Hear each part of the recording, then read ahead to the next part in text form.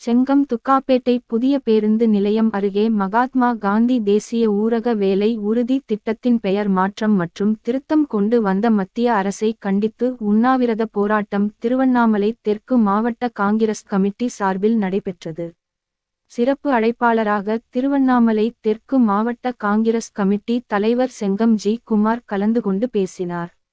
ஆர்ப்பாட்டத்தில் டிவிஎஸ் தொழிற்சங்க தலைவர் குப்புசாமி, மாநில நிர்வாக குழு உறுப்பினர் மார்க்கெட் குமார், பிசிசி ராஜி, முன்னாள் நகர தலைவர் ஆசைமுசீர் அகமது, நகர காங்கிரஸ் தலைவர் காந்தி, மாவட்ட காங்கிரஸ் துணைத் தலைவர் அண்ணாதுரை, சென்னசமுத்திரம் முன்னாள் தலைவர் குணசேகரன், வழக்கறிஞர் அறிவொளி பாபு மற்றும் மாவட்ட, நகர நிர்வாகிகள் கலந்து கொண்டனர். வேலை செய்யும் திட்டத்தை மேன்மைப்படுத்தி பெயர் எடுத்துக் கொள்ளுங்கள். மத்திய மோடி அரசே, நீங்கள் இதை மேன்மைப்படுத்தி பெயர் பெற்றுக் கொள்ளுங்கள். உங்களை வரவேற்கிறோம். 100 நாள் என்பது 200 நாள் ஆக்குங்கள். 100 நாள் குடும்பத்தை ஒரு குடும்பத்தை இன்னும் சட்டத்தை எளிமைப்படுத்துங்கள். திட்டங்கள் கொடுங்கள். அன்றாட பல திட்டங்களை எடுத்துக்கொண்டு வாருங்கள்.